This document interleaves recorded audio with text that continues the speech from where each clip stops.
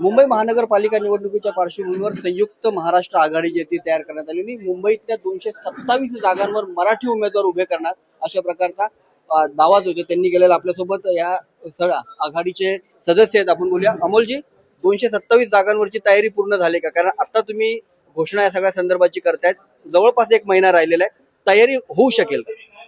मुळात मी आपला एकदा आठवण करून देऊ इच्छितो, संयुक्त महाराष्ट्र दिना दिवशी मुंबईमध्ये मराठी संघटना एकत्र येत असतात हुतात्म्यांना अभिवादन करण्यासाठी. त्या दिवशी सर्व संघटना एकत्र आल्यानंतर आम्ही बैठका घेतल्या, 2-3 बैठका झाल्या, त्याच्यानंतर हा निर्णय आम्ही घेतलेला आहे.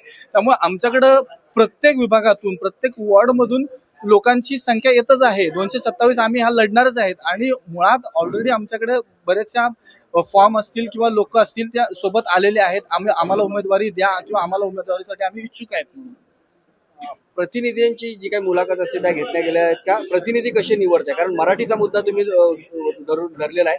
इतर राजकीय पक्ष म्हणजे विरोधी पक्ष असतील, सत्ताधारी पक्ष असतील, हे देखील मराठीचा मुद्दा समोर आणतायत. यापेक्षा वेगळा मराठीचा मुद्दा तुमचा काय? आमची भावनाच ही आहे की मराठीसाठी काम करणाऱ्या, प्रामाणिकपणे काम करणाऱ्या, प्रामाणिकपणे तळमळ असलेल्या संघटना इथे आहेत, प्रामाणिक कार्यकर्ते इथे आहेत आणि हे कार्यकर्ते इथे असल्यामुळे त्यांनी जर कुठे राजकीय इच्छाशक्ती व्यक्त केलेली आहे की आम्हाला राजकारणात यायचंय, तर ही भूमिका काही चुकीची नाहीये.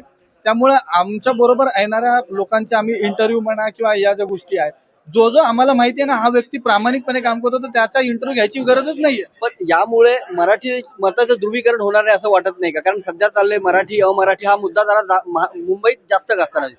मतांचं ध्रुवीकरण झालं तरी फटका कोणाला बसणार आणि फायदा कोणाला होणार ह्याच्यावरती जास्त आमचं फोकस आहे. कारण की आतापर्यंत ज्यांनी मराठी माणसांच्या नावावरती मतं खाल्लीत आणि त्यांच्यासाठी काहीच केलं नाही, हा त्यांना एक आम्ही खूप मोठी चपराक देणार आहोत. राज ठाकरे असतील, उद्धव ठाकरे असतील, मराठीच्या मुद्द्यावरतीच एकत्र आलेले आहेत आणि याच मुद्द्यावरती निवडणूक लढवणार आहे. तुम्ही त्यांच्यासोबत जाणार किंवा असा काय प्रस्ताव पाठवणार का? त्यांच्याकडनं प्रस्ताव आला तर तुमचं काय मत असणार? आम्ही सुरुवातीला सांगितलं आमची तिसरी आघाडी आहे, आम्ही कोणाकडे जाणार नाही. त्यांना वाटतं तर त्यांनी त्यांचा प्रस्ताव द्यावा, आम्ही आमचा प्रस्ताव कोणाकडे देत नाहीये. त्यांनी आम्हाला सांगावं की आमच्या सोबत या. कारण याच्या अगोदर मी तुम्हाला पुन्हा एकदा आठवण करून देऊ इच्छितो, संभाजी ब्रिगेड पक्ष त्यांच्यासोबत शिवसेनेसोबत युतीमध्ये होता. लोकसभेला त्यांनी काम केलं, त्यांनी कार्यकर्त्यांना वापरून घेतलं आणि विधानसभेला एकही सीट दिली नाही, म्हणून संभाजी ब्रिगेड स्वबळावरती लढली.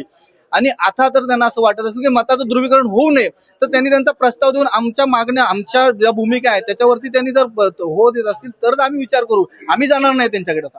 धन्यवाद. तर मताचं ध्रुवीकरण होत असेल तरी पण त्यांनी आमच्याकडे आम्ही त्यांच्याकडे जाणार नाही असा स्पष्ट संकेत जे आहेत ते इथं देण्यात आलेले आहेत. उमेश करंजकर, लोकशाही मराठी, मुंबई. लोकशाही मराठी ऐका, पहा, जागरूक रहा.